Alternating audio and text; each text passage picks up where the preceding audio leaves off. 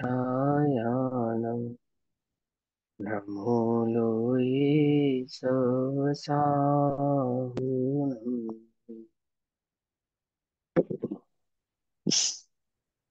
ओंकारं बिन्दुसंयुक्तं नित्यं ध्यायन्ति योगिनः आमरमुखिनं चैव ओंकार नमो नमः। मङ्गलं भगवान् वीरो मङ्गलं गोत्रमोकर्णे मङ्गलं कुन्दकुन्दार्द्यो जैनधर्मोऽस्तु माङ्गल्यं सर्वकल्याणकारकं प्रधानां सर्वधर्माणां जैनं जयतु शासनम्।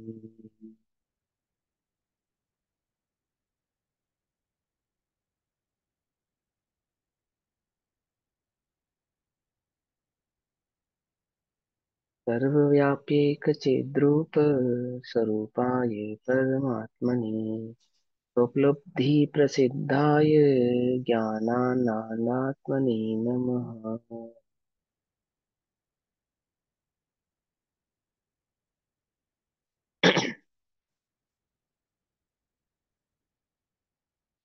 हमारी दोपहरकालीन कक्षा का विषय चल रहा है श्री प्रवचन सार जी। प्रवचन सार अर्थात दिव्य ध्वनि सार। प्रवचन सार जी का स्वाध्याय हम सभी आचार्य अमृत चंद्र देव द्वारा रचित तत्व प्रदीपिका और आचार्य जयसेन द्वारा रचित तात्पर्य वृत्ति, इन दोनों ही टीकाओं के माध्यम से कर रहे हैं। इसमें आचार्य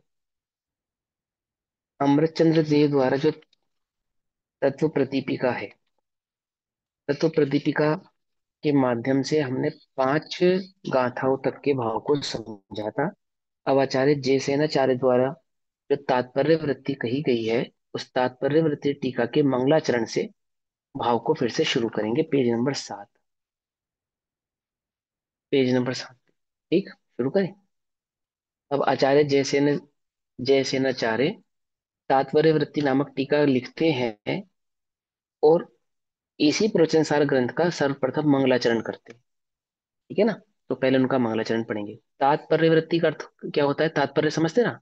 तात्पर्य मतलब बात का भाव क्या है। जो आचार्य कुंद कुंद देव ने गाथा कही, जो प्रवचन सार जी कहा, उसका भाव क्या है, तात्पर्य क्या है ना। इन भावों का तात्पर्य क्या है, मीनिंग क्या है, क्या कहना चाहते हैं वो हमसे, अथवा वो हमको क्या समझाना चाहते हैं, ऐसा। तो वह टीका के माध्यम से आचार्य देव हमसे कहेंगे। नमः श्री परम चैतन्य स्वात्मोत्थ सुख संपदे परमागम साराय सिद्धाय परमेष्ठिने नमो परम चैतन्य को सुख संपत्ति दातार नमो सिद्ध परमेष्ठि को परमागम का सार। सबसे पहले किसको? परम चैतन्य भाव को नमस्कार किया। आचार्य कुंद कुंद देव और आचार्य अमृतचंद्र देव के भाव को मुख्य करते हुए आचार्य जयसेन ने भी सर्वप्रथम चैतन्य को नमस्कार करके मंगलाचरण किया है। वहां परम चैतन्यमय अर्थ, परम चैतन्यमय अर्थात जो शुद्ध आत्म तत्व भाव है। परम चैतन्य तो समस्त जीवों को चैतन्य भाव कहा, और उस चैतन्य का जो परम शुद्ध परिणाम है, जो विशुद्ध भाव है ना, जिसको हमने शुद्धात्मा कहा, या जिसको हमने कहा अपरिणामी, या जो सिद्धत्व भाव को प्राप्त किया हुआ है, ऐसे उस भाव, उस चैतन्य को तो कहा परम चैतन्यमय। निज आत्मा, जो मेरे आत्मा का स्वभाव है, से उत्पन्न उस उस परम चैतन्य भाव की दृष्टि करने पर, किस परम चैतन्य तो भगवान भी हैं, परम चैतन्य तो सिद्ध भी हैं, परंतु उनकी दृष्टि करने पर नहीं उत्पन्न होगा। सिद्धों की दृष्टि करने पे उत्पन्न नहीं होगा, अरिहंतों की दृष्टि करने पे उत्पन्न नहीं होगा, वो भी परम चैतन्य ही है ना।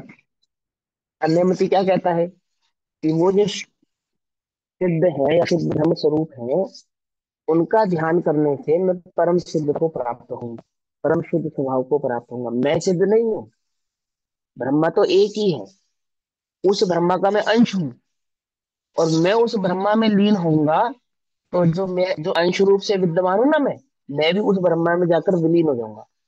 आचार्य कह रहे ऐसा नहीं, ऐसा नहीं, अंश के अपेक्षा से नहीं, क्या कहा, यदि मैं किसी पर शुद्ध चैतन्य की दृष्टि करूंगा तब नहीं, जब मैं निज शुद्धात्म तत्व की दृष्टि करूंगा तब, तब जब मेरी दृष्टि में कोई पर, अन्य कोई पर विद्यमान नहीं होगा, अन्य कोई पर पूजने नहीं होगा, तो क्या कहा, परम चैतन्य में निजात्मा से उत्पन्न सुख संपदा, सुख रूप संपदा सहित परमागम के सार रूप सिद्ध परमेष्टि के लिए नमस्कार करता हूं।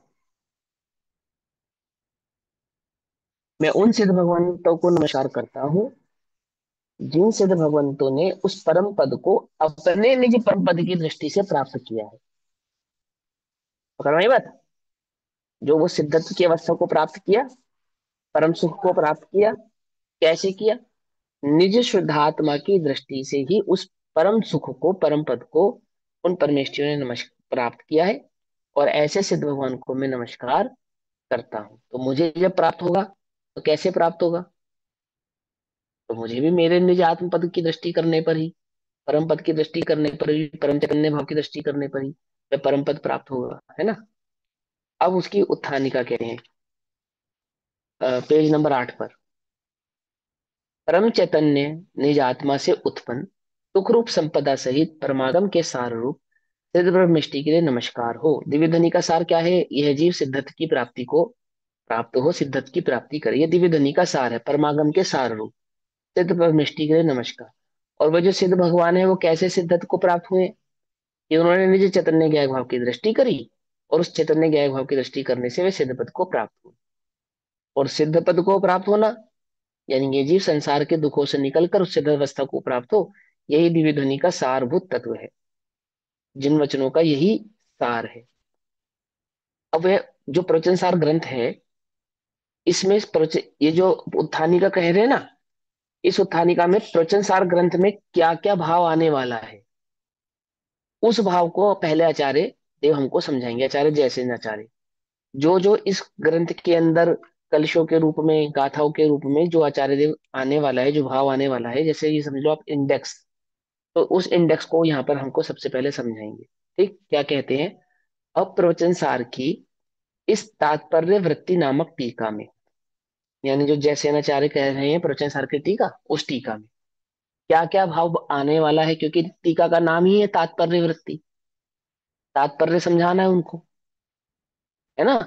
भगवान के द्वारा कहे गए इस प्रवचन सार, कुंद कुंद देव भगवान के द्वारा कहे गए इस प्रवचन सार भावों का तात्पर्य क्या है, तो तात्पर्य समझाने के लिए टीका में क्या क्या भाव आने वाले हैं, और भगवान द्वारा यानी कुंद कुंद देव द्वारा, यहाँ पे भगवान यानी कुंद कुंद भगवान को कह रहे हैं, कुंद कुंद देव द्वारा कहे गए इस प्रवचन सार के भाव का किस किस आधार से वो अंश हमारे सामने प्रकट करेंगे, उसका वहां इस टीका में वे उल्लेख करते हैं। तो टीका में मध्यम रुचि वाले शिष्य के, अभी मध्यम रुचि क्यों कह रहे हैं इसको, मध्यम रुचि वाले शिष्य के संबोधन के लिए ऐसा क्यों कह रहे हैं, मध्यम क्यों कहा, उसको उत्तम क्यों नहीं कहा। देखो, जो निम्न श्रेणी का है वो तो कोरा मिथ्या दृष्टि है, घोर मिथ्या दृष्टि है, और घोर मिथ्या दृष्टि जो होता है उसके चित्त में उपदेश व्याप्तता नहीं है। ठीक, जो उत्कृष्ट रुचि वाला है वो तो स्वभाव में लीन है, उसको आश्रय समझाने की आवश्यकता नहीं है। और जो सम्यक दृष्टि है परंतु स्वभाव का आश्रय अभी लेने में असमर्थ हो रहा है, सम्यक दर्शन के बावजूद, प्राप्त होने के बावजूद, दोनों अवस्था समझो, यानी कि जो चौथे पांचवें गुण स्थान वाला जीव है वह, उसको चारित्र की मुख्यता कराने के लिए, और जो हलुकर्मी मिथ्या दृष्टि है, नि- निकट भवी है, ऐसे जीव को सम्यक दर्शन उत्पन्न कराने के लिए, आत्मानुभव प्रकट कराने के लिए, तो उसको कहा मध्यम रुचि। ठीक है ना। भाव किसके लिए कह रहे हैं, उपदेश किसके लिए कह रहे हैं, उपदेश उसके लिए नहीं कह रहे जो घोर मिथ्या दृष्टि है, वो तो स्वभाव को समझेगा नहीं। पंडित टोडर ने क्या कहा कि कोई नदी के प्रवाह में पड़ा हो और नदी का प्रवाह तीव्र हो, तेज हो, तो वहां हाथ पैर मारने का कोई लाभ नहीं है। क्या समझाना चाहते हैं वो, कि जब कषायों का वेग तीव्र होता है, तेज होता है, तो वहां धर्मोपदेश कार्यकारी होता नहीं है।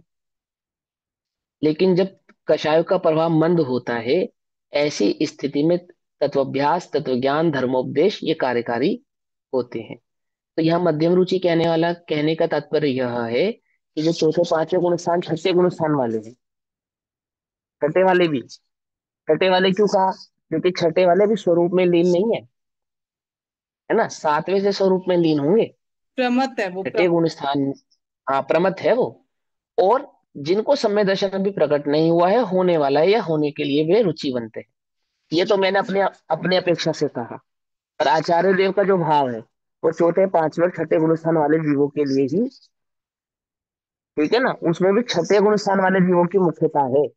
चौथे और पांचवे वाले जीवों की मुख्यता उसमें नहीं है, जो मध्य रुचि कह रहे हैं। तब ये बात समझ में आ रही सबको? इसमें कोई डाउट तो नहीं हो रहा किसी को? क्यों कहा भैया आपने ऐसा कि वो छठे गुण स्थान की जगहनी मुख्यता किस है? किस को लेंगे? जैसे उत्कृष्ट आपने बताया, मध्यम बताया, और मध्यम में आपने दोनों अपेक्षा ले ली, सम्यक दृष्टि हाँ, भी और और नॉन सम्यक जगन्य दृष्टि। वही है, जैसे सम्यक जगन्य मिथ्या दृष्टि, घोर मिथ्या दृष्टि, तीव्र कषाई, वो जगन्य हो गया, अच्छा, वो दोनों नहीं निम्न हो है। गया वो। अच्छा। वो निम्न हो गया ना, उसके लिए उपदेश तो है ही। और जो जो उत्तम है वो तो स्वरूप में लीन है ही, ये मध्यम ही है। प्रश्न ये उठ सकता है कि यहाँ पे छठे गुण स्थान वाले की मुख्यता है मूल तो प्रश्न ये उठ सकता है कि छठे गुण स्थान की मुख्यता मूल क्यों है, चौथे और पांचवे की मूल क्यों नहीं है? तो जब आप सातवें नंबर की, छठे सातवें नंबर की के कलश गाथा को पढ़ेंगे, छठे और सातवें नंबर की गाथा को, तब आपको ये बात समझ में आ जाएगी कि यहाँ पे मध्यम रुचि वाला कौन है। सराग चारित्र की गाथा है समझे? वो। हाँ हाँ। अभी तो हम ये समझे ना, हम तो कोरे हैं, हमने तो पढ़ा नहीं है अभी, हम तो बिल्कुल शुरुआत से पढ़ रहे हैं। लेकिन फिर भी एक प्रश्न तो है हमारे चित्त में कि आप मध्यम रुचि कह रहे हो। तो मध्यम रुचि में एक अपेक्षा ऐसी भी है कि जिसमें हम चौथे पांचवें और छठे को लें। एक अपेक्षा ऐसी भी है जिसमें हम पहले गुण स्थान वाले उस जीव को लें जिसको सम्यक दर्शन प्रकट होने वाला है। परंतु आचार्य देव की अपेक्षा से देखें तो मूल अपेक्षा कौन सी है, जो छठे गुण स्थान वाले जीव हैं उनकी है। ठीक है ना, क्योंकि हमें तो अपना भी भला करना है ना, हम अपने को लाइन से अलग कैसे करें? है ना? तो हम तो नहीं अपने को करना। उसमें काउंट करेंगे ही करेंगे, है ना? हाँ। तो सुनो, तो मध्यम रुचि वाले शिष्य के संबोधन के लिए, अर्थात ऐसे शिष्य के संबोधन के लिए जो छठे गुण स्थान में है और वे सातवें आदि गुण स्थानों को प्राप्त होवे और उनसे चित्त न होवे, छूटे नहीं। ठीक है ना? क्योंकि जो सातवें गुण स्थान है ना, उसका स्वरूप है, क्या स्वरूप है? सातवें से लेकर अन्य ऊपर के गुण स्थानों का ये स्वरूप है कि वहां जीव ज्यादा देर तक टिक नहीं सकता, ऊपर ही बढ़ना है। सुनना, क्योंकि जो छठे वाला है उसको तो ऊपर उठाने के लिए कह रहे हैं, है ना? और जो कोई जब सातवें में जाएगा, गिरेगा, तो फिर उपदेश। और सातवें में जाकर ऊपर उठेगा तो उसके लिए उपदेश है ही नहीं, क्योंकि उसका तो गुण स्थान का स्वभाव ही ऐसा है। आप टिक नहीं सकते ना, नियम से या तो गिरोगे। और गिरने वाले को उपदेश दे रहे हैं, तो क्या उपदेश दे रहे हैं कि गिरो मत, उठो। तो कहाँ जाओ? तो वह स्वभाव ही ऐसा है कि वह केवल ज्ञान दर्शन सुख वीर्य को प्रकट करेगा ही करेगा, ऐसा। ठीक, अब भले ये पंचम काल है, पंचम काल के आचार्य कह रहे हैं और वे ये बात भली प्रकार से जानते हैं, इस पंचम काल में क्या नहीं होता, सिद्धत्व का यानी मोक्ष की प्राप्ति होती नहीं है, केवल दर्शन प्रकट नहीं होता है। लेकिन भावना क्या है कि मैं उस उत्कृष्ट भाव को ही प्राप्त हूं, उससे नीचे के भाव को प्राप्त नहीं हूं। अर्थात मुझे सिद्धत्व की ही प्राप्ति चाहिए, भले ही काल पांचवा है ना, विजन छोटा नहीं है मेरा। मेरे को मालूम है भगवान आपका वचन झूठा नहीं होगा, गलत नहीं होगा, और इस पंचम काल में क्या नहीं होगा, मोक्ष नहीं होगा। पर मैं छोटा विजन क्यों रखूं, छोटा विजन क्यों रखूं, ये पहले से ही कल्पना क्यों करूं कि चलो भैया मोक्ष तो होगा नहीं, स्वर्ग ही सही। ना ना ना, यदि ये विकल्प मेरे चित्त में आ गया तो फिर मेरी कोटि मध्यम ही नहीं रहेगी, फिर मैं मध्यम कोटि का नहीं रहूंगा। कहाँ हो गया, डाउन आ गया मैं। क्योंकि रुचि किसकी हो गई, राग की रुचि हो गई। और जिसे राग की रुचि है वो मध्यम रुचि वाले नहीं है। जिन्हें वीतरागता की रुचि है वे मध्यम रुचि वाले जीव हैं। आई बस समझ में? ऐसा, चलो अब क्या कहते हैं।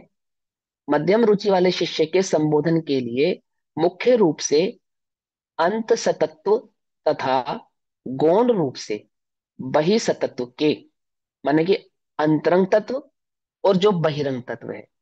तो वहां पे क्या है, मुख्य तो है अंतरंग तत्व। इस प्रवचन सार जी को लिखने का, कहने का जो तात्पर्य है, उसमें मुख्यता तो क्या रहेगी, अंतरंग की, और गौणता से रहेगा उसमें बहिरंग तत्व।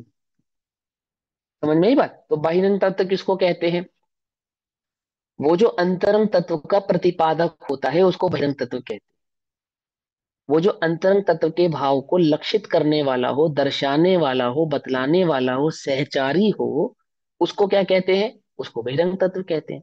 जैसे मुझे सम्यक दर्शन है, इस सम्यक दर्शन को बतलाने वाला जो परफेक्ट मीटर है वो है गुणस्थान। पकड़ में ही बात, नहीं पकड़ में? वो मन वचन काया की क्रिया नहीं है। जो परफेक्ट मीटर है वो क्या है? वो है गुण स्थान, मापने की अपेक्षा से। और यहाँ अंतरंग की अपेक्षा से आत्मानुभूति। सम्यक दर्शन हुआ, इसका अंतरंग तत्व क्या है? आत्मानुभव। और बहिरंग तत्व क्या है? चौथा गुण स्थान। और जो मनोवचन काय की प्रवृत्ति है वो क्या है फिर? वो बहिरंग से भी बहिरंग है, वो बिल्कुल बाहर की बात है। लेकिन हम उस बहिरंग तत्व में उस मनवचन काय की प्रवृत्ति प्लस जमा वह अंतरंग का जो गुण स्थान भाव है, कषाय का अभाव भाव है, वे दोनों गौण रूप से और मुख्य से आत्मानुभव शुद्धात्म का जो अनुभव हुआ है, वह वह मुख्य रूप से, जिसको शुद्धोपयोग कहा, उसकी मुख्यता रहेगी। तो क्या कहते हैं कि मुख्य रूप से यहाँ पे अंतस्तत्व भैया और आपने गौण। बहिं तत्व को भी चौथा गुण स्थान लिया हुआ है। नहीं नहीं, आपने समझा नहीं। वही अंतरंग तत्व माने जो हमें आत्मानुभव प्रकट होगा उसकी तो हम्म। मुख्यता रहेगी। अनुभव की मुख्यता से तो हम कथन करेंगे। टोटल जो भी तात्पर्य रहेगा भाव को कहने का, जो भी गाथाएं आएंगी, जो भी कलश आएंगे, जो भी टीकाएं होंगी, उन सब का जो मूल भाव रहेगा वो तो एक आत्मानुभव शुद्धोपयोग रहेगा। जो भी हम बात कहेंगे वो आत्मानुभूति की मुख्यता से कहेंगे और शुद्धोपयोग की मुख्यता से कहेंगे, रत्नत्रय की मुख्यता से कहेंगे।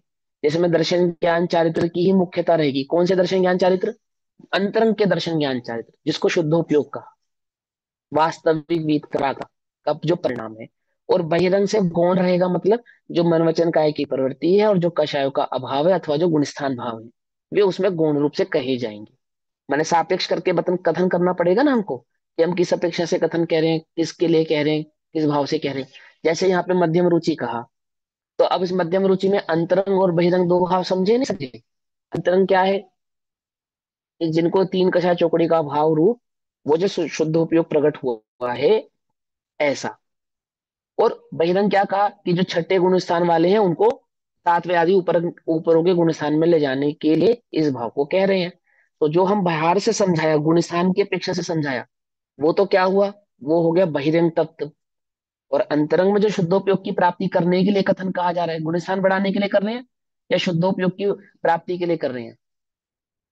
किसके शुद्धोपयोग लिए की कर रहे हैं? प्राप्ति के लिए। शुद्धोपयोग की प्राप्ति करने के लिए, गुण स्थान बढ़ाने के लिए थोड़ी कर रहे हैं हम। हमको 7वां 8वां 9वें 10वां गुण स्थान प्राप्त करना है। हमें तो वो रत्नत्रय की जो प्राप्ति हुई है उसमें स्थिरता चाहिए। गुण स्थान कोई सा भी हो, हमें गुण स्थान से कोई लेना देना नहीं। ठीक है ना? क्योंकि आचार्य को तो पता है सिद्धार्थ की प्राप्ति नहीं होगी, 5वां काल है। तो भी वो क्या चाहते हैं, कि ये शुद्धोपयोग जो मुझे प्रकट हो, मैं इससे बाहर नहीं आना चाहता। समझे नहीं समझ में आई? और बाहर से गौण रूप से वो जो जो गुण है, वो छठा 7वां 8वां 9वां 10वां आदि जो गुण स्थान होगा, जो कषाय और काल प्रमाण जो बात होगी, वो इसमें गौण है। तुम छल ग्रहण मत करना, तुम ऐसा मत समझ लेना कि मुनिराज को यही नहीं पता कि पंचम काल में सिद्धत की प्राप्ति नहीं होती और वो भावना ऐसी बाहर है। तो ऐसा मत समझना, क्योंकि वो जो बहिरंग तत्व है वो गौण है, उसका अभाव नहीं है। हमें उसका ज्ञान ही नहीं है ऐसा नहीं है, गौण है, हमें मालूम है। लेकिन हमारे लिए मुख्यता किसकी है? शुद्धोपयोग की, वीतराग चारित्र की, ऐसा। ठीक। तो क्या कहते हैं, कि मुख्य रूप से अंतस्तत्व और गौण रूप से बहिस्तत्व के प्रतिपादन में समर्थ। ठीक है ना? प्रतिपादन माने उस स्वरूप को कहने का भाव, कहने की शैली, प्रतिपादन में समर्थ। इस टीका में, किस टीका में? जो आचार्य जैसे कहने वाले हैं उस टीका में। तात्पर्य, मेरे इस टीका को कहने का तात्पर्य क्या होगा, वो बता रहे है ना। मैं प्रथम तो 101 गाथाओं में ज्ञान अधिकार है, यानी कि ज्ञान के संदर्भ की चर्चा हम वहां पे करेंगे। प्रथम तो किसमें? 101 गाथाओं में। फिर तत्पश्चात, उसके पश्चात 113 गाथाओं में, यानी कि 101 के बाद जमा 113 गाथाएं। ठीक है? 113 गाथाओं में दर्शन अधिकार है। ज्ञान, दर्शन, सम्यक ज्ञान, सम्यक दर्शन। ठीक। 113 गाथाओं में दर्शन अधिकार रहेगा। फिर 97 गाथाओं में चारित्र अधिकार रहेगा। 97 गाथाओं में क्या रहेगा? वह चारित्र की मुख्यता से कथन किया जाएगा। देखो, ज्ञान अधिकार में अंतरंग ज्ञान की मुख्यता से और ज्ञान का जो बहिरंग लक्षण है उसकी गौणता से हम बात को कहेंगे। 113 गाथाओं में जो अंतरंग दर्शन भाव है उसकी मुख्यता से, और बहिरंग जो दर्शन भाव का भाव है, बहिरंग जो उसका लक्षण है उसको गौण रूप से इस भाव को समझाएंगे। और इसी प्रकार 97, बाकी की बची हुई 97 गाथाओं में जो अंतरंग चारित्र है, वीतराग चारित्र है, उसकी मुख्यता से, और बाहर में जो चारित्र का लक्षण है उसकी गौणता से, उसके भाव को, उसके तात्पर्य को हम यहाँ पर कहेंगे। इस प्रकार समुदाय से अर्थात इन सबका टोटल करने पर 311 गाथा सूत्रों द्वारा सम्यक ज्ञान, सम्यक दर्शन और सम्यक चारित्र तीन महाअधिकार हुए। समझ में बात? ये महाअधिकार हुए, यानी कि इस ग्रंथ को तीन भागों में डिवाइड कर दिया गया। सम्यक दर्शन, सम्यक ज्ञान और सम्यक चारित्र, ऐसे तीन महाअधिकार इस ग्रंथ में हो गए। अब अथवा आचार्य अमरचंद्र कृत तत्व प्रदीपिका नामक टीका टीका के अभिप्राय से। अब इसमें क्या समझा रहे हैं? क्योंकि आचार्य जयसेन ने आचार्य अमरचंद्र की टीका भी तो पढ़ी है, उसके बाद ही तो लिखी है उन्होंने। तो आचार्य कुंद कुंद देव के द्वारा कही गई जो गाथाएं हैं उसके जो भाव को मैं समझाऊंगा। उसके अनुसार तो इस ग्रंथ को मैंने तीन महाअधिकारों में डिवाइड किया अपनी बात को कहने के लिए। और जो आचार्य अमरचंद्र देव ने टीका कही है उसका कुछ कुछ भाव भी मुझे यहाँ समझाना है, मुझे यहाँ कहना है। तो वो भाव इसके अंदर कैसे घटित होगा, वो भाव इसके अंदर कैसे आएगा? तो अभिप्राय से सम्यक ज्ञान अधिकार, ज्ञ अधिकार तथा चारित्र अधिकार चूलिका, ये तीन अधिकार रहेंगे। अर्थात जिसको मैंने सम्यक ज्ञान अधिकार कहा आचार्य अमरचंद्र देव की शैली में, वह सम्यक ज्ञान अधिकार कहलाएगा। ज्ञान अधिकार सम्यक ज्ञान अधिकार कहलाएगा। जो मैं दर्शन अधिकार की अपेक्षा से कह रहा हूं आचार्य अमरचंद्र की शैली में, वो ज्ञ अधिकार है। ठीक। और जिसको मैं चारित्र अधिकार कह रहा हूं आचार्य अमरचंद्र देव की शैली में, वो चारित्र अधिकार चूलिका है। ठीक है ना? ऐसा यहाँ तीन भैया अधिकारों में सर्वप्रथम ज्ञान। हाँ, हाँ, बोलो बोलो। चूलिका का क्या मीनिंग होता है? चूलिका का मतलब होता है अभिप्राय, स्वभाव, लेसन। चूलिका को लेसन भी कह सकते हैं, पाठ ऐसा भी कह सकते हैं, भूमिका भी कह सकते हैं। ठीक। यानी कि चारित्र अधिकार चूलिका माने चारित्र के अधिकार का, वो किस, कौन अधिकारी है इसका, उसकी भूमिका क्या होनी चाहिए, वो व्यक्ति कैसा होना चाहिए, वो आत्मा कैसा होना चाहिए, उस आत्मा का परिणाम कैसा होना चाहिए, कौन इसका अधिकारी है, उसकी भूमिका चूलिका। वहां तीन अधिकारों में सर्वप्रथम ज्ञान, सम्यक ज्ञान नामक महाधिकार में 72 गाथा पर्यंत शुद्धोपयोग अधिकार कहा गया है। क्या कहा? उस उन तीन अधिकारों में भी जो पहला सम्यक ज्ञान अधिकार है जिसमें 101 गाथाएं हैं, उन 101 गाथाओं में जो शुरू की 72 गाथाएं होंगी उसमें भी शुद्धोपयोग की मुख्यता से बात को कहा जाएगा। ज्ञान माने वहां पे ज्ञान की भी मुख्यता किसमें, किसकी किस अपेक्षा से रहेगी? शुद्धोपयोग की मुख्यता से। यानी चर्चा तो होगी ज्ञान अधिकार की, लेकिन उसमें मात्र ज्ञान नहीं रहेगा, दर्शन ज्ञान चारित्र की एकता रहेगी। पकड़ में ही बात? शुद्धोपयोग माने क्या? शुद्धोपयोग माने दर्शन ज्ञान चारित्र की एक रूपता। वो बात तो कहेंगे ज्ञान की अपेक्षा से, लेकिन ज्ञान की अपेक्षा से कहने पर भी वहां पर रत्नात्रय का भाव एक रूप से प्रसिद्ध रहेगा, उपस्थित रहेगा शुरू की 72 गाथाओं में। ऐस सुरासुर इस गाथा से प्रारंभ कर पाठ्यक्रम से चौथा 14 गाथा तक पीठिका है। पीठिका है मतलब कि ग्रंथ को शुरू करने से पूर्व की एक भूमिका, एक पीठिका। आमुख को नमस्कार करना, है ना, अपनी बात का तात्पर्य समझाना, मैं क्या कहने वाला हूँ उस भाव को बतलाना, ये सब पीठिका कहलाती है। भूमिका कहते हैं, जैसे जिसको हम पढ़ रहे हैं इस समय, ये क्या है जो हम समझ रहे हैं, इसी को पीठिका कहते हैं। इस ग्रंथ की भूमिका बनाना उसको पीठिका कहा। ठीक। पीठिका है। उसके बाद 7 गाथा पर्यंत सामान्य रूप से सर्वसिद्धि है। उसके बाद 7 गाथाओं में क्या कहेंगे? सामान्य रूप से सर्वसिद्धि, यानी यहाँ तो शुद्धोपयोग की मुख्यता से बात को कर रहे थे, यानी कि 7वें गुण स्थान से लेकर और ऊपर की बात कर रहे थे। और जब हम कहेंगे सर्वसिद्धि, सामान्य रूप सर्वसिद्धि, तो वहां किसी गुण सर्वज्ञ स्थान की सिद्धि है। मुख्यता से सर्वज्ञ सिद्धि है। है। सर्वज्ञ है सिद्धि। सर्वज्ञ। अच्छा, तो मेरे इसमें गलत लिखा हुआ है, यानी कि प्रिंट मिस्टेक हुआ है, गड़बड़ है, सर्वज्ञ सिद्धि कोई बात नहीं। तो सुनो, हाँ तो क्या कह रहे थे कि पहले की जो गाथाएं थी, जो 71 गाथाएं हमने कही हैं 14 से लेकर 7 पर्यंत, सामान्य रूप से सर्वसिद्ध। 72 गाथाओं में तो किसकी मुख्यता रहेगी? 72 गाथाओं में तो, वह गाथाओं में सुर असुर इस गाथा से आरंभ करके पाठ्यक्रम की 14 गाथा तक पीठिका है, यानी कि भूमिका है, ग्रंथ की भूमिका है। ग्रंथ कहने का भाव क्या है, किस अपेक्षा से इस बात को हम कहने वाले हैं, हम उसमें क्या भाव को रखने वाले हैं। उसके बाद जो 7 गाथा पर्यंत सामान्य रूप से सर्वज्ञ सिद्धि है। सर्वज्ञ सिद्धि क्यों है 7 गाथा पर्यंत? सर्वज्ञ की सिद्धि क्यों है? क्योंकि सर्वज्ञ की सिद्धि हुए बिना इस वस्तु स्वरूप की सिद्धि नहीं हो सकती। कैसे बतलाएंगे वस्तु स्वरूप को? कैसे बतलाएंगे ये आत्मा है, इसका ये स्वरूप है, इसका ये स्वभाव है, इसका ये भाव है? क्योंकि पुरुष की सिद्धि होने पर ही पुरुष के वचन की प्रमाणिकता होती है। तो सर्वज्ञ की सिद्धि किए बिना हम सर्वज्ञ के द्वारा कहे गए कथित भाव को बतलाने में असमर्थ है। ये कोई आचार्य अमृतचंद्र देव की बात है अथवा आचार्य जैसे नचेर देव की बात है, ऐसा नहीं है। या ये तो किसकी बात है? तो सर्वज्ञ की बात है, जिन्होंने उस वस्तु को इस प्रकार अनुभव किया है, प्रत्यक्ष हाथ में रखे आंवले की भांति देखा है, जाना है ना, अनुभव किया है। उनके द्वारा बतलाया गया ये प्रतिपादन है। कोई आचार्य अमृतचंद्र देव की मन की कल्पना नहीं है, कोई आचार्य कुंद देव की मन की कल्पना नहीं है ना। वे तो छदमस्त है ना। आप प्रश्न उठा सकते हो कि इतनी सूक्ष्म बात आप कैसे कह सकते हो, किसके आधार से कह सकते हो? कि स्व संवेदन से स्व आत्मानुभूति को जो हमने अनुभव प्रकट किया है, उस अनुभव के आधार से एक बात, और वस्तु का स्वरूप जो हमने पूर्वापर आचार्यों के द्वारा जाना, वो किसके घर की बात है? वो सर्वज्ञ की बात है, कोई मेरे और तुम्हारे घर की बात नहीं है। ऐसे सर्वज्ञ की सिद्धि है। तत्पश्चात 33 गाथा पर्यंत ज्ञान प्रपंच, और 18 गाथा पर्यंत सुख प्रपंच है। प्रपंच माने वो लोक में जिसको प्रपंच कहते हैं वो नहीं, है ना। प्रपंच माने फंसा हुआ, प्रपंचों में फंसा हुआ, उलझनों में फंसा हुआ, वो नहीं। प्रपंच का मतलब है वहां पे ज्ञान के समग्र भाव को समझाना। ज्ञान का जो प्रपंच है, यानी ज्ञान का जो स्वभाव है, ज्ञान का जो स्वरूप है, और सुख का जो स्वभाव है और सुख का जो स्वरूप है वो। क्योंकि यहाँ पे जब नमस्कार किया मंगलाचरण में, तो क्या ना, ज्ञानानंद, या सुख माने वो आनंद, उसका लक्षण है, वो सब में ज्ञान का लक्षण है। क्या कहा? ज्ञानानंद। आई बस समझ में ऐसे। ये ना मंगलाचरण में देखो, मंगलाचरण के, संस्कृत के मंगलाचरण में क्या लिखा? सर्वव्यापे चिद्रूप स्वरूपाय परमात्मने स्वोपलब्धि प्रसिद्धाय ज्ञानानंदात्मने नमः।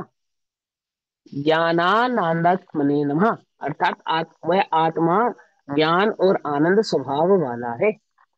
तो ज्ञान के संदर्भ में यानी ज्ञान का प्रपंच, सुख यानी कि आनंद का प्रपंच, प्रपंच माने स्वरूप, प्रपंच माने लक्षण, प्रपंच माने स्वभाव।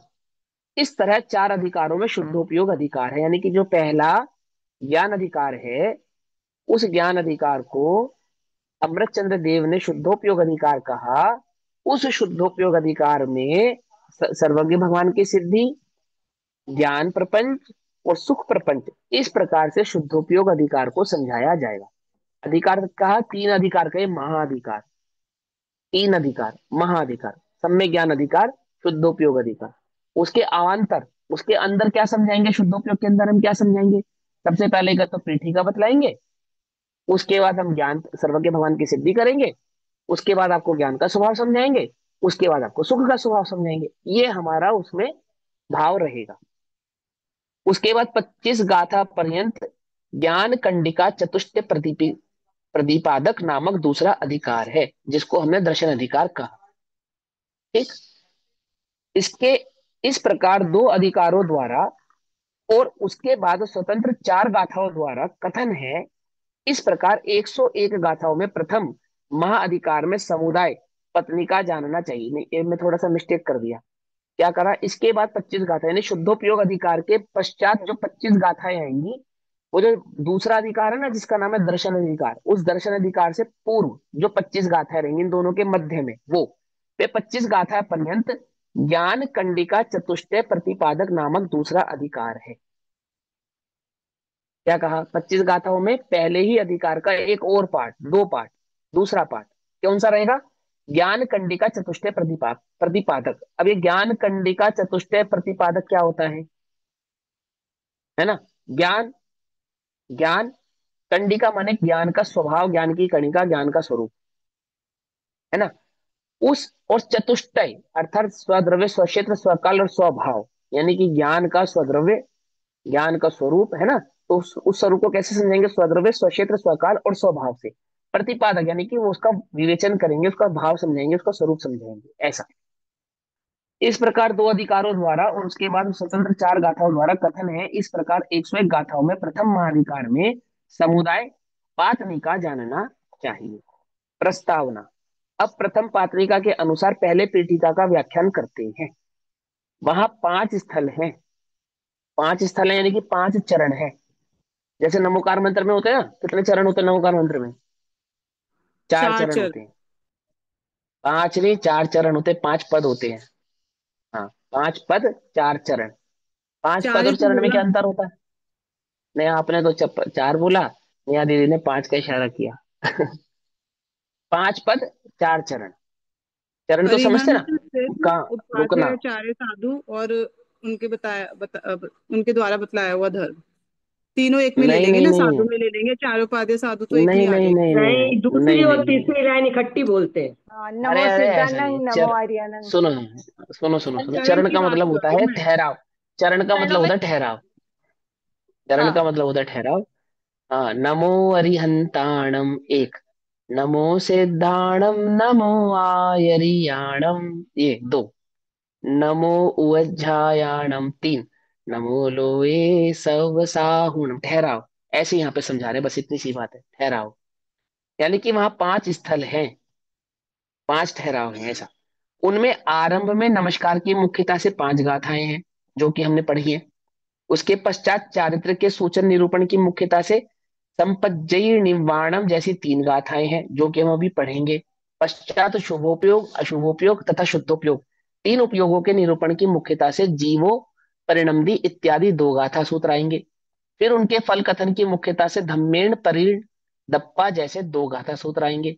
इसके बाद शुद्धोपयोगी ध्याता पुरुष के प्रोत्साहनार्थ, अर्थात जो शुद्धोपयोग का क्या कर रहा है? ध्यान कर रहा है, ध्यान करने को उत्सुक हुआ है, पुरुषार्थी है, उसके प्रोत्साहनार्थ, उसके प्रोत्साहन के लिए, उसको आगे बढ़ाने के लिए। अब शुद्धोपयोगी से सीधी सी बात है, छठे गुण स्थान वाले मुनिराज हैं और वे 7वें आदि गुण स्थानों को प्रकट करें, उसके प्रोत्साहन के लिए।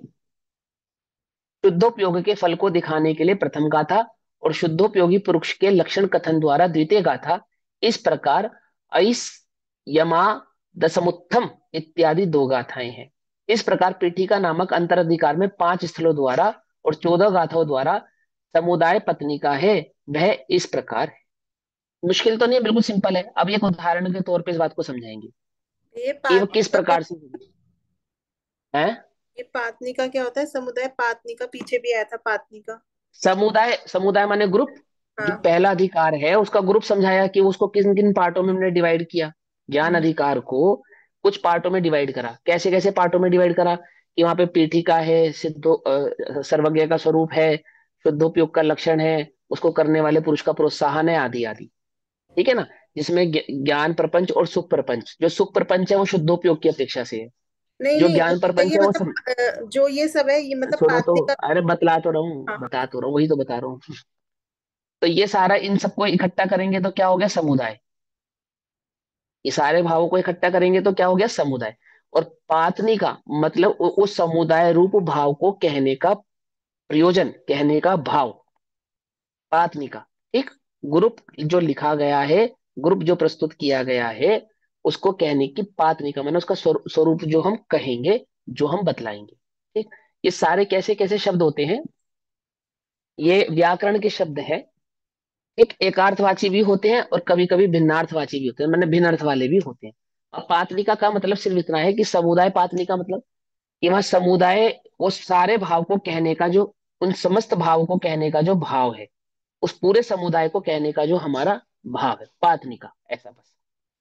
इस प्रकार पीठिका और पातलिका एक ही बात होती है। पीठिका भी कहो और पातलिका कहो, एक ही बात है। पीठिका भूमिका, पातलिका भी भूमिका। इस प्रकार पीठिका नामक अंतराधिकार में 5 स्थलों द्वारा, 14 गाथाओं द्वारा समुदाय पातनिका है, वह इस प्रकार है। मतलब पूरा समुदाय वहां पे उपस्थित है।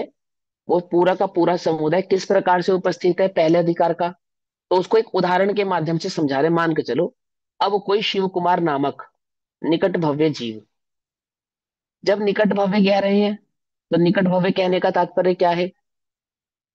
कि वो जो कालांतर में मोक्ष को प्राप्त होने वाला है, एक अथवा दो भवतारी है, उसको यहाँ पे निकट भव्य कहते हैं। पकड़ में ही बात। निकट भव्य कहने की मुख्यता क्या है? अधिक से अधिक एक अथवा दो भव जिसके बचे हैं, ऐसा कोई। अब कोई शिव कुमार नामक निकट भव्य जीव जो कि स्वसंवेदन यानी आत्मानुभूति से उत्पन्न परमानंद एक लक्षण रूप सुखमय अमृत से आत्मानुभूति जो आत्मा के अनुभव से उत्पन्न हुआ है, क्या उत्पन्न हुआ है आत्मानुभूति से? परमानंद, जिसका एक लक्षण है परमानंद, जिसको उत्पन्न हुआ है, परम सुख का भाव जिसको उत्पन्न हुआ है, वह आत्मानुभूति कैसी है? परम आनंद प्रदान करने वाली है, अर्थात निकषाय भाव वाली है। ठीक है ना? परमानंद, एक लक्षण, सुखमय, अमृत से, अमृत से। अब ये जो भाव है आत्मानुभूति का, इतनी बात तो यहां तक हुई। अब इससे जो विपरीत भाव है वो बतलाएंगे। इस सुखमय अमृत से जो विपरीत है वो क्या है? सुख से विपरीत क्या होता है? सुख का अपोजिट क्या होता है? दुख। सिंपल सी बात है ना? मिथ्यात्वी। मिथ्यात्वी। हाँ, नी, नहीं, दुख, दुख मिथ्या तो है ही। निकषाय भाव का अपोजिट क्या होता है? सकषाय। परमानंद का अपोजिट क्या होगा? परम दुख। तो ये जो परमानंद उसको प्रकट हुआ शुद्धोपयोग के बल से, आत्मानुभव के बल से। ठीक। अब विपरीत चतुर्गति रूप संसार से भयभीत है, अर्थात जो परमानंद को जिसने प्राप्त किया है ना, वो कैसा है? कि वह दुख को चाहने वाला नहीं है, उसको 4 गति 84 लाख योनियों में वापस आना नहीं है, वो संसार में रहना नहीं चाहता। भयभीत है कहने का तात्पर्य क्या है? डरा हुआ है। डरा हुआ है नहीं, वह अब उसे प्राप्त नहीं करना चाहता, ऐसा। जिसे उत्कृष्ट भेद ज्ञान का प्रकाश रूप अतिशय प्रकट हुआ है, जिसे उत्कृष्ट भेद ज्ञान का प्रकाश रूप अतिशय प्रकट हुआ है। भेद ज्ञान का अतिशय क्या है? भेद ज्ञान का अतिशय शुद्धोपयोग ही है, क्योंकि ये ज्ञान अधिकार है, शुद्धोपयोग की मुख्यता से कहने वाले हैं। तो यहाँ पे उसका जो भाव है वो शुद्धोपयोग ही रहने वाला है, और दूसरा कोई होने वाला नहीं है। तो क्या कहते हैं? उत्कृष्ट भेद ज्ञान का प्रकाश रूप। प्रकाश रूप माने कोई लाइट है ऐसा नहीं। प्रकाश रूप कहने का मतलब है वह जो अनुभव है ना, अनुभव, प्रत्यक्ष अनुभव, उस प्रत्यक्ष अनुभव को कहते हैं प्रकाश रूप। जैसे मान के चलो, रोशनी में, ऐसे दिन के उजाले में तुम्हारे समक्ष रखी हुई कोई वस्तु तुम्हें नजर नहीं आती, तो लोग तुमसे क्या कहते हैं? अंधा है क्या? ये देख सारी दुनिया को दिख रही है, तुझे नहीं दिख रही है, ऐसा कहते नहीं कहते? ऐसे ही वो जो आत्म अनुभव, आत्म ज्योति प्रकट हुई है, जिसका वो स्वसंवेदन यानी कि अनुभव कर रहे हैं, कैसा? प्रत्यक्ष अनुभव कर रहे हैं, है ना? उस जब हम अनुभव कर रहे हो, उस भाव को प्रकाशित करने वाले शब्द का नाम है प्रकाश रूप। बतलाने वाला, प्रकाशित करने वाला मतलब बतलाने वाला, विद्यमान, प्रेजेंट। हम प्रकाश का क्या अर्थ करते हैं? हमें क्या लगता है प्रकाश? जब आत्मानुभूति होगी तो प्रकाश हो जाएगा। कैसा प्रकाश होगा? समझे? वो वाला प्रकाश तो पुद्गल का लक्षण है, ठीक है ना? वो आत्मानुभूति का लक्षण नहीं है। और आत्मा जो है वो पुद्गल के लक्षणों से, इसको स्पर्श रस गंध वर्ण से क्या कहा है? भिन्न कहा है। क्या कहा उसको? कि वह उसका क्या नहीं है? लक्षण नहीं है ना? अब अदस्पष्ट आदि में बतलाया ना कि आत्मा का क्या स्वभाव नहीं है, तो वर्ण आत्मा का स्वभाव नहीं है, वर्ण आत्मा का लक्षण नहीं है। तो यहाँ प्रकाश क्यों कह रहे हैं? कि वो व्याकरण है ना, उस भाव को बतलाने का यही भाव है। प्रकाश माने विद्यमान, उपस्थित, उपस्थित, उसको कहते हैं प्रकाश। तो उत्कृष्ट भेद ज्ञान का प्रकाश रूप अतिशय प्रकट हुआ है। क्या है वो भेद ज्ञान का अतिशय? क्या हो सकता है? कि भेद ज्ञान का अतिशय तो एकमात्र शुद्धोपयोग ही है और कुछ नहीं। उत्कृष्ट अतिशय तो उसका शुद्धोपयोग है। ठीक। जिसने समस्त प्रकार के मिथ्यान्वयों के एकांत रूप दुराग्रह को दूर किया है, अर्थात वस्तु संबंधी जो भी उसकी मिथ्या मान्यताएं थी वो सारी की सारी उसकी दूर हो गई हैं। और समस्त शत्रु मित्रादि के पक्षपात को त्याग कर, अब जो सम्यक ज्ञान रूपी नए प्रकट हुए थे, मिथ्या ज्ञान का तो अभाव कर दिया था, जो सम्यक ज्ञान प्रकट हुआ उस सम्यक ज्ञान में भी तो नए थे या नहीं थे? परंतु उन नयों का भी क्या कर दिया, पक्षपात दूर कर दिया। अर्थात निश्चय और व्यवहार ऐसे कोई भेदों में अटका नहीं, वो पक्षातीत हो गया। अर्थात उसने निश्चय और व्यवहार के द्वारा वस्तु को ग्रहण किया, निश्चय और व्यवहार को ग्रहण नहीं किया। क्या कहा, जैसे तुमने चम्मच के द्वारा खीर को ग्रहण किया, तो चम्मच को ग्रहण किया या नहीं किया? तो चम्मच तो तुमने मुंह में रखी थी या नहीं रखी थी? पर ग्रहण किया या नहीं किया? स्वाद किसका लिया? खीर का। ऐसे ही निश्चय और व्यवहार तो तुमने समझे थे कि हाँ समझे थे, और निश्चय और व्यवहार की दृष्टि से वस्तु को देखा था कि हाँ देखा था, लेकिन हमने वस्तु को ग्रहण किया, निश्चय व्यवहार को ग्रहण नहीं किया। समझे? तो क्या कहा उन्होंने, जो मिथ्या एकाग्र, जो दुराग्रह थे वे तो दूर ही हो गए, उनको तो छोड़ ही दिया। और समस्त शत्रु मित्रादि के पक्षपात को त्याग कर अत्यंत मध्यस्थ होकर, अब यहां मध्यस्थ का अर्थ क्या है, अत्यंत वीतराग भाव को प्रकट कर कर। अत्यंत वीतराग भाव कब होता है, कब प्रकट होता है? अत्यंत वीतराग भाव तो शुद्धोपयोग के काल में ही प्रकट होता है।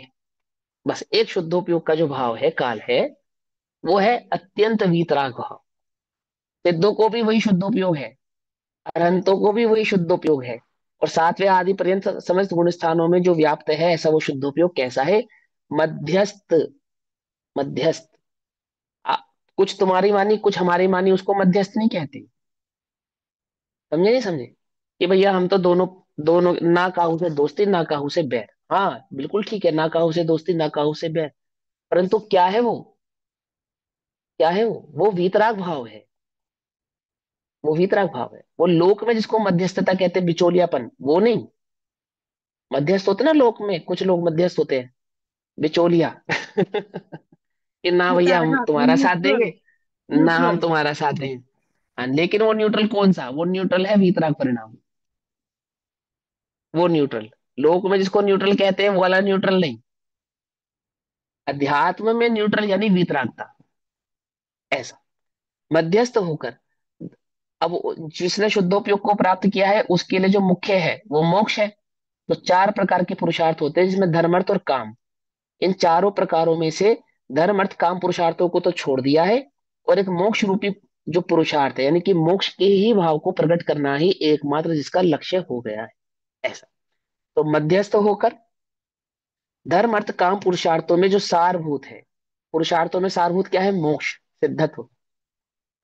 अत्यंत आत्महितकारी, जो आत्मा का हितकारी है, अविनाशी है, ऐसे पंच परमेष्टियों के प्रसाद, प्रसाद माने उनके निमित्त से, है ना, निमित्त से उत्पन्न होने वाली मोक्ष लक्ष्मी को उपादेय पने से स्वीकार किया है। किसी ने, कोई शिव कुमार नामक निकट भव्य जीव है, वो शिव कुमार किसका नाम बताया उन्होंने? आचार्य कुंद कुंद देव का ग्रस्त नाम। ठीक। उसने क्या किया, उसने सम्यक दर्शन आदि प्रकट किया। कैसे प्रकट किया? कि नयों के द्वारा मिथ्या भाव को त्याग कर, और सम्यक ज्ञान के नयों के द्वारा वस्तु स्वरूप को जानकर उस वस्तु स्वरूप का अनुभव किया। और कैसा अनुभव किया? कि उस वस्तु स्वरूप के अनुभव में शुद्धोपयोगों को प्राप्त किया। और शुद्धोपयोग को प्राप्त भी कैसा किया, कि वो ग्रस्त रह गए ऐसा नहीं, जिनका एकमात्र लक्ष्य क्या हुआ, सभी प्रकार के पुरुषार्थों को त्याग, एकमात्र पुरुषार्थों के सारभूत मोक्ष ही जिनकी दृष्टि में उपादेय हो गया। अर्थात वह शुद्धात्मा ही जिनकी दृष्टि में उपादेय हो गया। ठीक। ऐसे, ऐसे कुंद कुंद आचार्य स्वामी श्री वर्धमान स्वामी तीर्थंकर प्रमुख भगवान पंच परमेष्टि को द्रव्य रूप से और भाव रूप से नमस्कार द्वारा प्रणाम करके, यानी कि वह वहां जो मन वचन काया से भगवान के प्रति जो आदर है, उनके द्वारा बतलाया गया जो वस्तु का स्वरूप उन्होंने ग्रहण किया ना, तो उसको जो स्वीकार करना, वस्तु स्वरूप का जो स्वीकार किया, इसके आधार से, सर्वज्ञ के आधार से, वो तो है द्रव्य नमस्कार। और उस वस्तु स्वरूप को ग्रहण करके जो शुद्धोपयोग प्रकट किया, वो क्या है? वो है उनका भाव नमस्कार। ठीक। तो भाव रूप से नमस्कार द्वारा प्रणाम करके मैं परम चारित्र को धारण करता हूँ। परम चारित्र का अर्थात उस शुद्धोपयोग भाव को ही धारण करता हूँ, बस। और कुछ धारण नहीं करना मुझे। शुद्धोपयोग चारित्र माने परम चारित्र माने शुद्धोपयोग। मुनिराजों का जो परम चारित्र है वो क्या है? शुद्धोपयोग।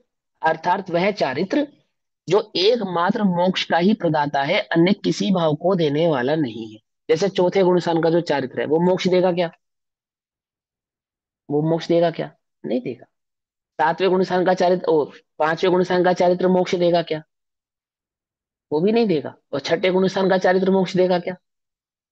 वो भी नहीं देगा। तो कौन सा चारित्र है जो मुझे मोक्ष की प्राप्ति करा सकता है? बोले एकमात्र स्वभाव की लीनता। बस वही एक ऐसा चारित्र है जो मोक्ष का दायक है, मोक्ष को देने वाला है।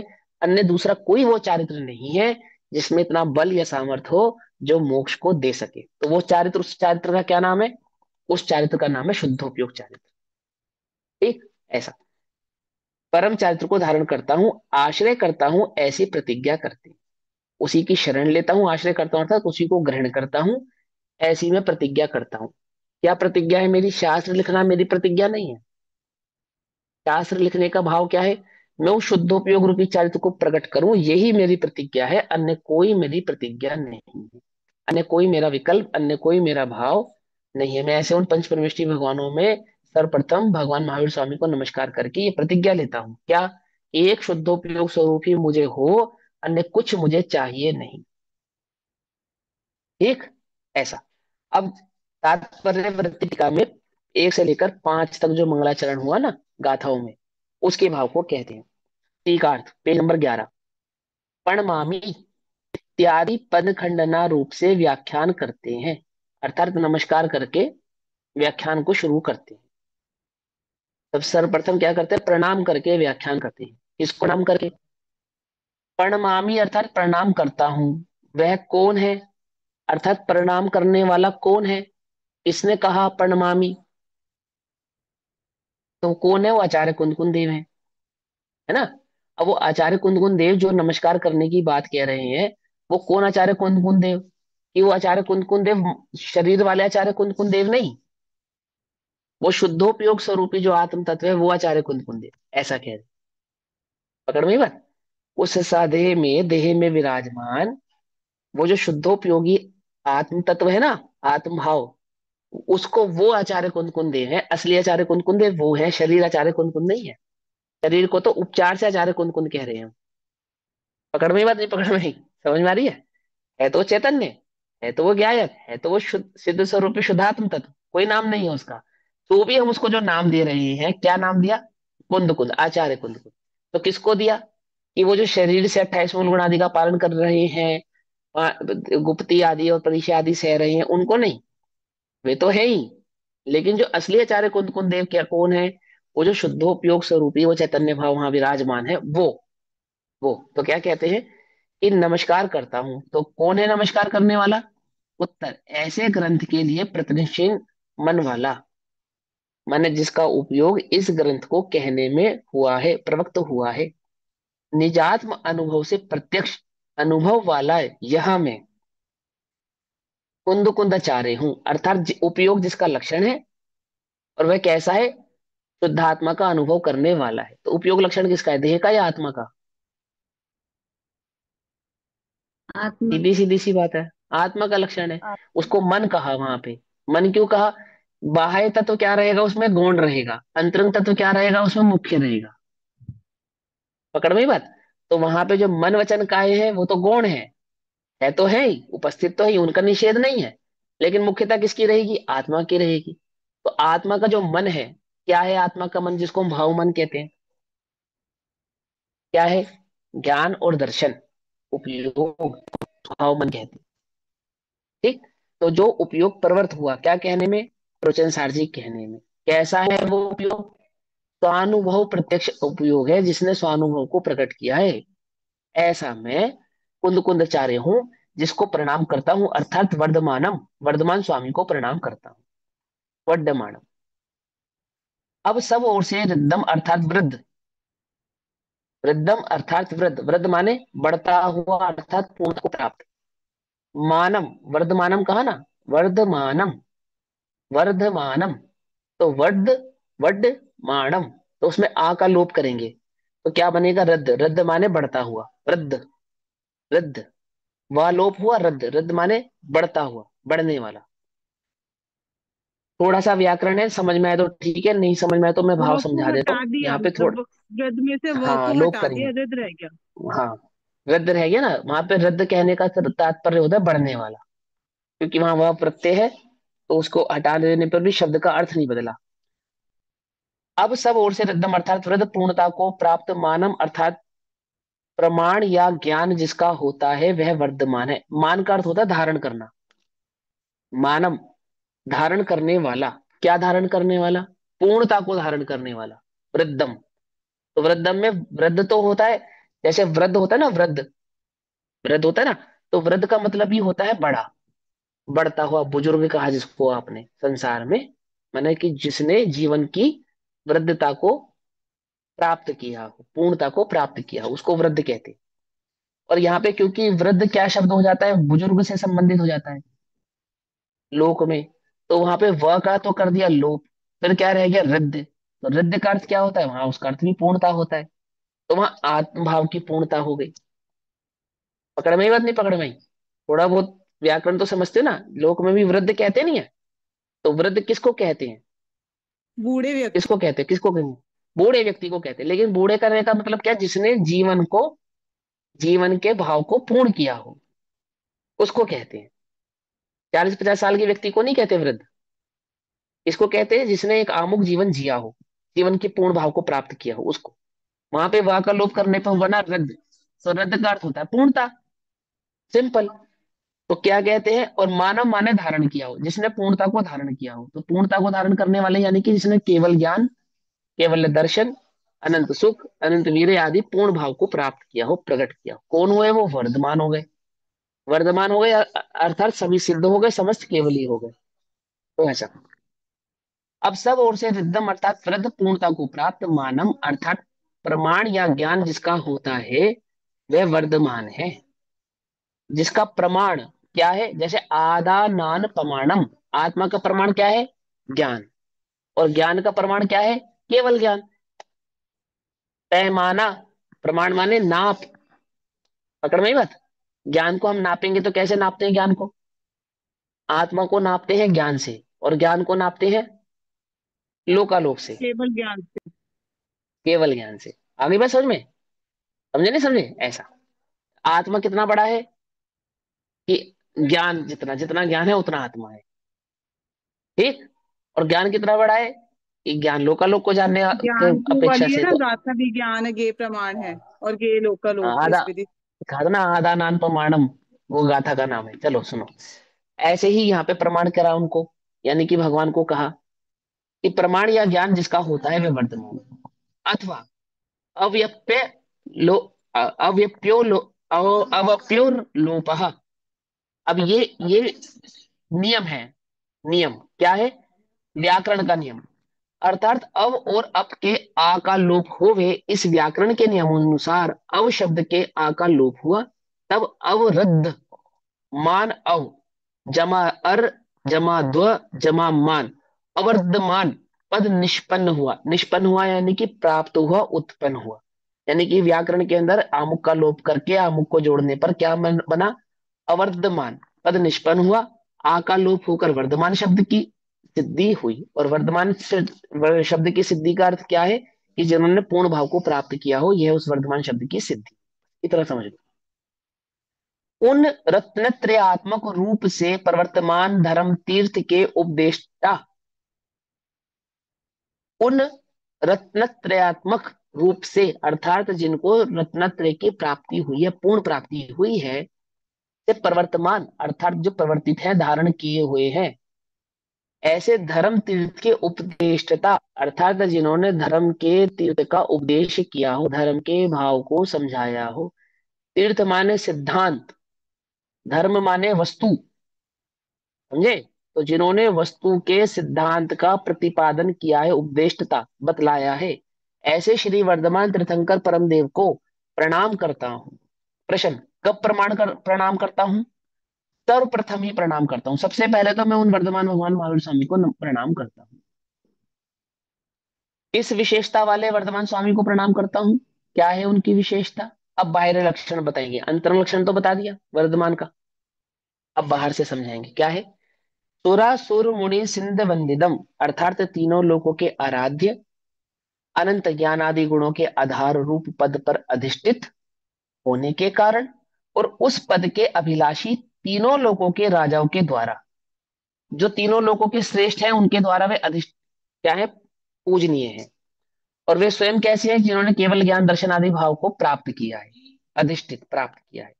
और ये जितने भी लोगों के ईश हैं, जो लोक के ईश हैं, जिसको हमने नरेंद्र सुरेंद्र और असुरेंद्र कहा, ऐसे लोग जिनके ईश भी उनको प्रणाम करते हैं। क्यों प्रणाम करते हैं? क्योंकि वो भी उनके उसी पद को प्राप्त करना चाहते हैं, वे भी उनके उसी सुख को प्राप्त करना चाहते हैं जिस सुख को स्वयं वर्धमान भगवान महावीर स्वामी ने प्राप्त किया है। ऐसा उनका विशेषण है। तो क्या कहा, राजाओं के द्वारा भली प्रकार से आराध्य के योग्य अधिष्ठित होने के कारण, और उस पद के अभिलाषी, इस पद के अभिलाषी जो पद भगवान महावीर स्वामी को प्राप्त है, उस पद के अभिलाषी कौन, तीनों लोकों के राजाओं के द्वारा भली प्रकार से आराधना के योग्य चरण कमल वाले होने के कारण, चरण कमल वाले होने के कारण अर्थात उनके आचरण का अनुसरण करने के होने के कारण, उन्हीं के द्वारा बतलाया गया जो आचरण भाव है ना, उसको प्रकट करने की भावना होने के कारण सुरेंद्र असुरेंद्र तथा मनुष्येंद्र तथा चक्रवर्ती द्वारा वंदित पूज्य है। ऐसी विशेषता वाले वर्धमान स्वामी को प्रणाम करता हूँ। प्रश्न, पुनश्च वे वर्धमान किस विशेषता वाले हैं, और क्या विशेषताएं हैं उनकी, कि धोई घाई कम्मलम, अर्थात परम समाधि से उत्पन्न, परम वीतराग भाव से उत्पन्न समाधि किसको कहते हैं, समाधि किसको कहते हैं, लोक में जिसको समाधि कहते हैं उसको समाधि नहीं कहते हैं। आंख बंद कर लेना, श्वास रोक लेना, है ना, और सबसे बोलचाल बंद कर देना, और भूमिगत हो जाना, पानी में बह जाना, पहाड़ पे चले जाना, उसको समाधि नहीं कहते। परम वीतराग भाव उत्पन्न जो होता है उसको समस्त सम अधिभाव स समाधि, अधि माने अंतर्गत, आत्मा में समाहित जो परिणाम है, उपयोग का आत्मा में जो समा जाना है, वो समाधि है।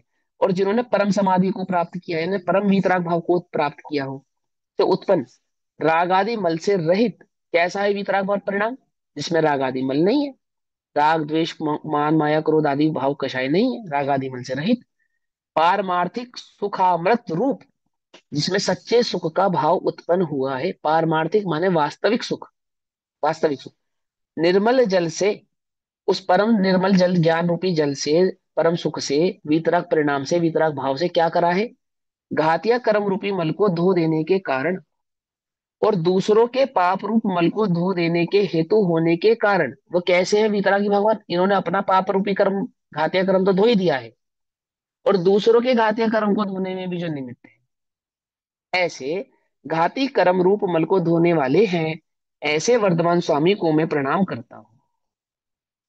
अभी मैं 4 मिनट और लूंगा एक्स्ट्रा, ठीक है, आग मिलता तो नहीं है ना कोई। चलो, नहीं प्रश्न, नहीं, अब तो पुनः वे वर्धमान, हाँ प्रश्न, पुनश्च वे वर्धमान स्वामी कैसे हैं, और क्या स्वरूप है उनका, कि तिथम, अर्थात देखे हुए, तीर्थम यानी कि तीर्थ, तीर्थम यानी कि तीर्थ, तीर्थ की स्थापना करने वाले ना, तो तीर्थ की स्थापना यानी कि वस्तु के स्वभाव के स्वरूप को बतलाने वाले हैं। तो वस्तु के स्वभाव के स्वरूप को कैसे बतलाया, सिद्धांत को कैसे बतलाया उन्होंने, कल्पना करके बतलाया, अपने मन मर्जी से बता प्रथा दिया, ऐसा तो नहीं। हाँ, तो अनुभव। क्या क्या कहते हैं, हाँ तो देखे हुए, प्रत्यक्ष देखा ना लोगों को उन्होंने, सुने हुए, सुने हुए का अर्थ होता है जाने हुए, सुने हुए देखे हुए जाने हुए, है ना, अनुभव किए हुए, जो छद्मस्त जीव है, छद्मस्त जीव, उसने जो लोक को देखा और जाना है, उसने जो लोक का अनुभव किया है, वैसा नहीं है उनका ज्ञान, वैसा नहीं है उनका सुख। तो कैसा है उनका सुख, तो देखो, देखे हुए सुने हुए अनुभव किए हुए विषयों के सुख की अभिलाषा रूप जल में प्रवेश से रहित होने से, रहित होने से लोग के जीवों ने जैसा सुख प्राप्त किया है, जैसा वस्तु का सुख देखा, दो लोगों को दिखा है और जाने, ऐसा उनका ज्ञान नहीं है, ऐसा उनका सुख नहीं है। यानी कि उनको अभिलाषा नहीं है, 5 इंद्रिय के विषय भोगों की अभिलाषा नहीं है। और पांच इंद्रिय के विषय के अभिलाषी जो जीव हैं वो लोक को जिस दृष्टि से देखते हैं ऐसा उनका ज्ञान नहीं है। तो कैसा है? और अन्य जीवों को संसार रूपी समुद्र से उत्तीर्ण यानी कि पार करने वाले होने से, और अन्य जीवों को तरने के उपाय स्वरूप होने से तीर्थ हैं। अब स्वयं ही तीर्थ हैं। कैसा है? कि लोक के विषय अभिलाषी जैसे हैं ऐसे नहीं है, लोग जैसे संसार को जानता है ऐसा नहीं है, उससे विपरीत वीतराग भाव को धारण करने वाले। और कैसे हैं? कि स्वयं तो वीतराग भाव को प्राप्त करके उत्तीर्ण हुए ही हैं और अन्य जीवों को भी तारने वाले हैं, ऐसा उनका स्वरूप है, ऐसे वे तीर्थ हैं। फिर और वे किस रूप है? उत्तम, उत्तर धर्मस्य कर्तारम यानी कि धर्म के कर्तार हैं, करने वाले। स्वयं तो धर्म स्वरूप है ही और धर्म को करने वाले हैं। जो निरूपक राग आत्म तत्व परिणति रूप निश्चय धर्म के, कौन सा धर्म? जिसमें राग नहीं है, निरूप राग, जिसमें राग नहीं है ना, ये वीतरागता का एक पर्यायवाची है, निरूप राग, यानी कि जिसमें राग का निरूपण नहीं है, ऐसा। या जो राग रूप नहीं है, नी रूप राग, जो राग रूप नहीं है, जिसमें राग का निरूपण नहीं है, निरूप राग। तो कैसा होता है जो निरूप राग भाव होता है? आत्म तत्व परिणति रूप यानी कि शुद्धोपयोग स्वरूप आत्म तत्व के अनुभवन रूप निश्चय धर्म से उपादान कारण होने से, उपादान कारण होने से यानी कि निश्चय उपादान कारण होने से, कर्ता ने करण को करण से उपादान के लिए, तो वहां वहां वास्तविक उपादान कौन है? आत्मा ही है, स्वरूप का अपना ही आत्मा से दूसरों को उत्तम क्षमा आदि अनेक प्रकार से धर्मोपदेश करने के कारण क्या है? धर्म के कर्ता है। वास्तविक और जो शुद्धोपयोग स्वरूपी उपादान आत्म तत्व है ना, उसका अनुभव प्रकट करा निराग भाव होने से, यानी कि कोई किसी प्रकार का कषाय आदि भाव उनको नहीं है, ऐसा होने से वे भगवान कैसे हैं? कि अन्य जीवों को भी जो उस भाव को प्राप्त करना चाहते हैं उनके लिए भी कैसे हैं? उपादान है। ठीक, ऐसे वे धर्म के कर्ता हैं। इस प्रकार क्रियाकारक संबंध है। क्रियाकारक संबंध में निश्चय और व्यवहार दोनों क्रियाकारक संबंध को समझा दिया। इस प्रकार अंतिम तीर्थंकर को नमस्कार की मुख्यता से गाथा पूर्ण हुई। अब अगली गाथा का भाव समझाएंगे पेज नंबर 12 पे। ठीक, तो अभी समय हुआ, उसकी चर्चा हम कल करेंगे। तब तक के लिए सभी को जय जिनेन्द्र। ओम नमः सिद्धेभ्यः। निज निधि निज में बताई यहाँ अनंत पुकार है, उसके लिए जिनवाणी माँ को वंदना शतबार।